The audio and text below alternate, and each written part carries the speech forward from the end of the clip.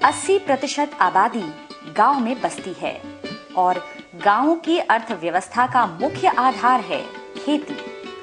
खेती से प्राप्त होने वाला कृषि उत्पादन ही देश की अर्थव्यवस्था का मुख्य हिस्सा है।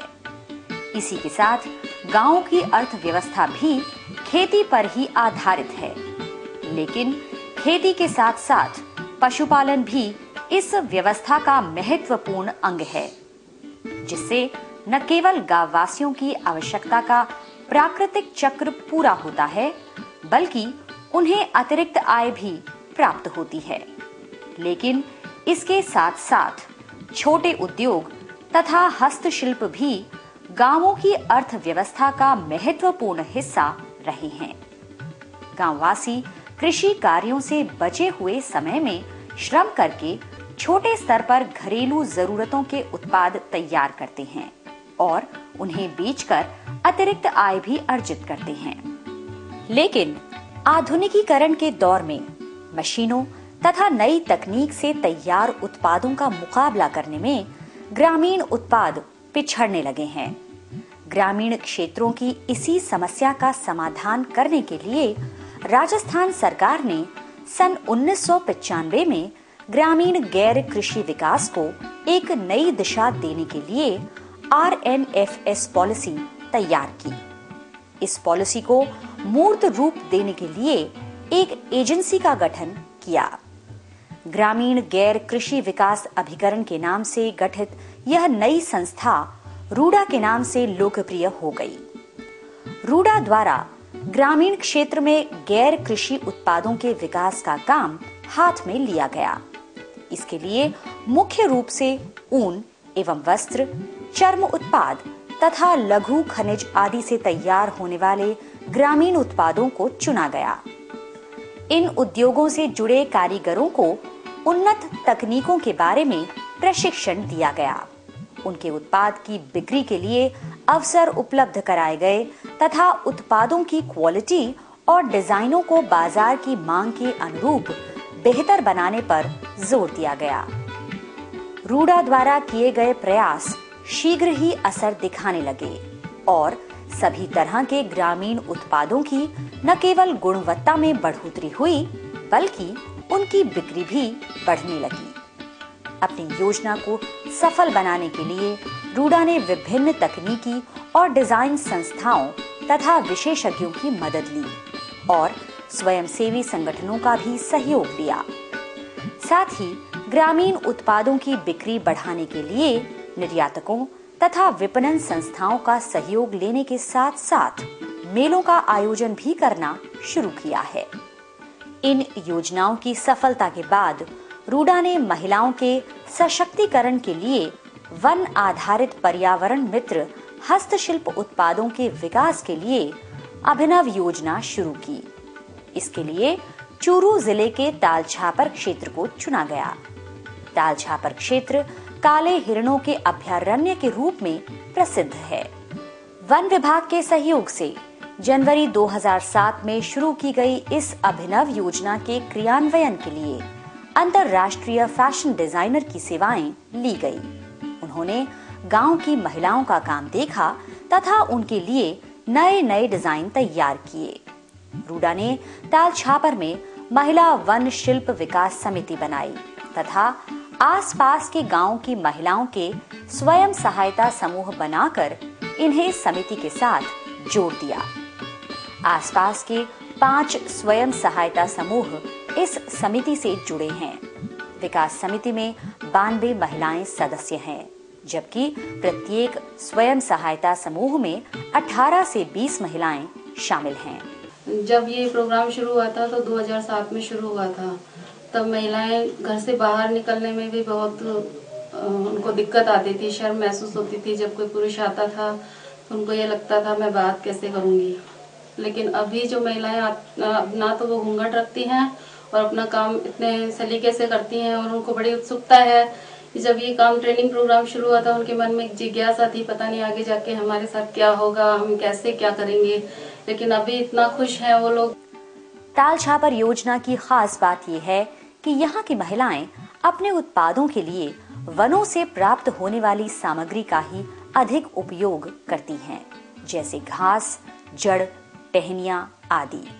इस सामग्री से महिलाएं इको फ्रेंडली उपयोगी चीजें बनाती हैं, जिनमें चूड़ियां, कड़े, बालियां, हेयर बैंड तथा दीवार पर लटकने वाली सजावटी चीजें शामिल हैं।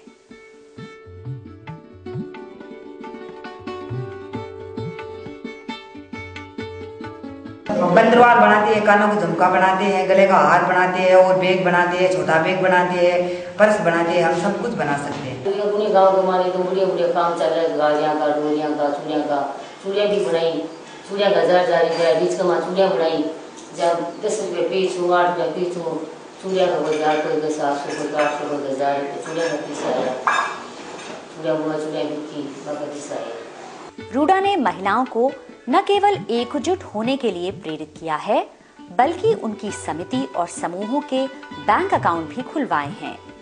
बड़ौदा राजस्थान ग्रामीण बैंक के माध्यम से ये महिलाएं अपने खातों का लेन देन भी स्वयं ही करती हैं। इन महिलाओं को सरकार की ओर से पहचान पत्र भी दिलाए गए हैं। इन पहचान पत्रों के आधार पर इनको बैंक से 25,000 रुपए तक की राशि क्रेडिट के रूप में मिल सकती है, जो कार्यशील पूंजी के रूप में काम में ली जा सकती है। इसके बाद रूडा ने उत्पादों की तकनीकी गुणवत्ता बढ़ाने और नई डिजाइनें तैयार कराने के लिए अनेक कार्यशालाएं आयोजित की, जिनमें देश भर के विशेषज्ञों ने हिस्सा लेकर अपना सृजनात्मक योगदान दिया। इसके अलावा दस्तकार प्रोत्साहन संस्थान के विशेषज्ञों ने उनके कौशल विकास में मदद की। रूडा के इन प्रयासों ने परिणाम देना भी शुरू कर दिया। इससे न केवल उत्पादों की संख्या बढ़ी, बल्कि उनकी गुणवत्ता में भी सुधार हुआ है। इन महिलाओं में उद्यमशीलता विकसित करने की दृष्टि से उद्यमिता विकास संस्थान तथा अन्य गैर सरकारी संगठनों के सहयोग से उद्यमिता विकास कार्यक्रमों का आयोजन किया गया।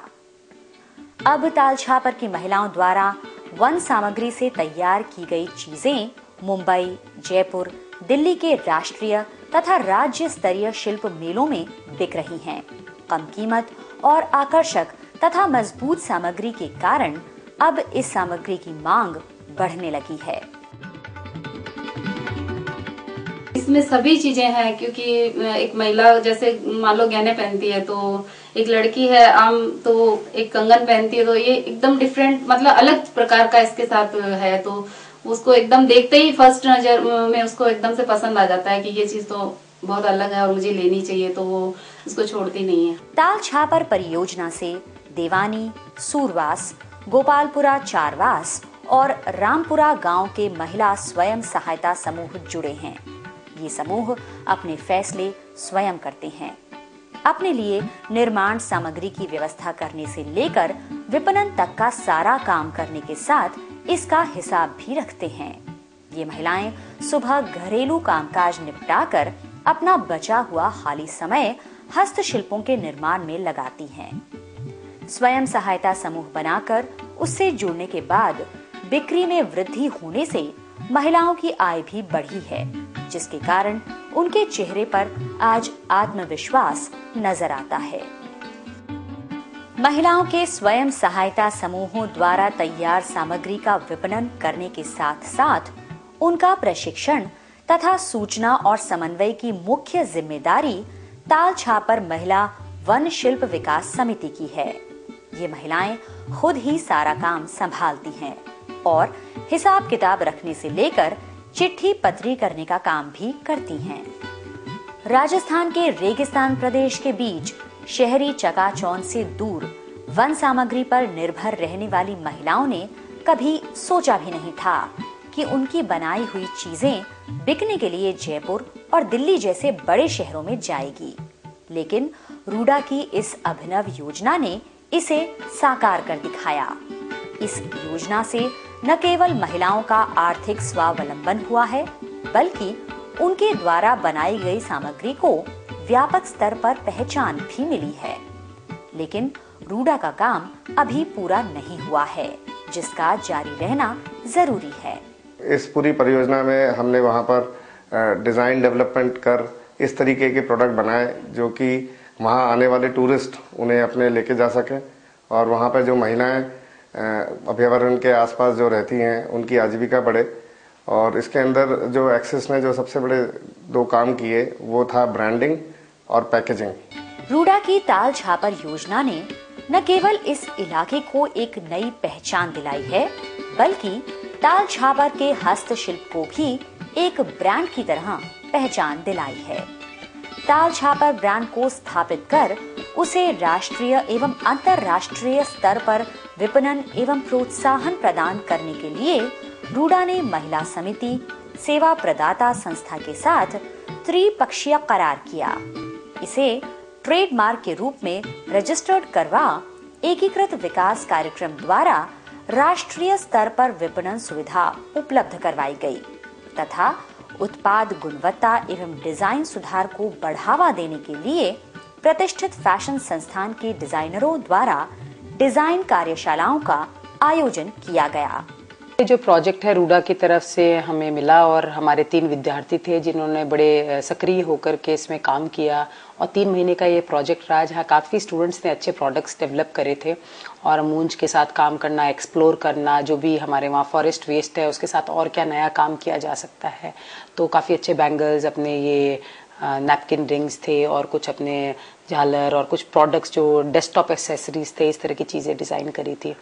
इसके साथ ही वन विभाग के सहयोग से ताल छापर अभयारण्य के मुख्य प्रवेश द्वार के पास ही cell room cum display centre तैयार किया गया है।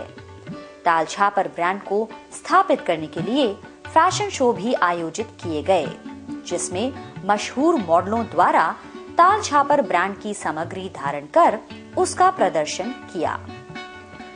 ताल छापर ब्रांड की लोकप्रियता के कारण सरकार के संस्थान राजस्थली तथा पर्यटन विभाग द्वारा संचालित पैलेस ऑन व्हील्स में भी यह हस्तशिल्प उपलब्ध कराए गए हैं। वहीं स्पेन के प्रतिनिधि मंडल ने ताल छापर का दौरा करते समय उनके उत्पादों को सराहा। इसके प्रचार प्रसार के लिए वेबसाइट भी तैयार की गई है। विकास हमेशा से एक सतत प्रक्रिया रही है। रूडा की इसी सोच के अंतर्गत महिला दस्तकारों के छिपे कौशल का अनवरत मूल्यांकन एवं उत्पादों की बाजार मांग के अनुरूप अब ताल छापर उत्पादों की श्रृंखला को एक विस्तृत रूप दिया जा रहा है। अब रूडा द्वारा महिलाओं के पारंपरिक कौशल को आधार बनाकर डिजाइनरों की एक टीम के माध्यम से होम टेक्सटाइल उत्पादों की एक विशिष्ट श्रृंखला विकसित की जा रही है। हमने उनको पहले तो ये बताया कि वो जो काम कर रहे हैं ये बहुत अच्छा है, लेकिन इसमें किस तरह से वो सुधार करके महानगरों या शहरों में जो लोगों की ज़रूरत है उसके अनुसार वो अपने क्राफ्ट को उसके अनुसार कैसे बदल सकती हैं, उनमें कैसे नए डिज़ाइंस ला सकते हैं, ये हमने उनको बताया। हमारी कोशिश ये है कि अगर ये क्लस्टर एज सच इस गुदड़ी क्राफ्ट या जो इनका स्किल है ट्रेडिशनल होम फर्निशिंग का, अगर ये बिल्ड कर लेते हैं और रिकॉग्नाइज हो जाता है कि इस क्लस्टर को लोग जाने लग जाए राजस्थान में कि चूरू ताल छापर एरिया में इस तरह की इतनी महिलाएं हैं, 25-30 महिलाएं जो इस तरह का बनाती हैं, तो ये उन लोगों के लिए भी मार्केटिंग करने का एक बहुत अच्छा हो सकता है, उनके लिए लोगों बेचने के लिए भी काफी सुविधाजनक हो सकता है और इन महिलाओं को भी अच्छा रोजगार का संभावनाएं मिल सकती हैं। परियोजना का भविष्य अब क्षेत्र की सशक्त महिलाओं की समिति के हाथों में सुरक्षित है। आज लोग ताल छापर के नाम से हस्तशिल्प को पहचानने लगे हैं। यह सफल प्रयोग इस बात का प्रमाण है कि सही दिशा में किया गया सही प्रयास असर जरूर दिखाता है। ताल छापर में अब काले हिरणों के कदमों की ताल के साथ साथ महिलाओं की बहबूदी की ताल भी महसूस की जा सकती है।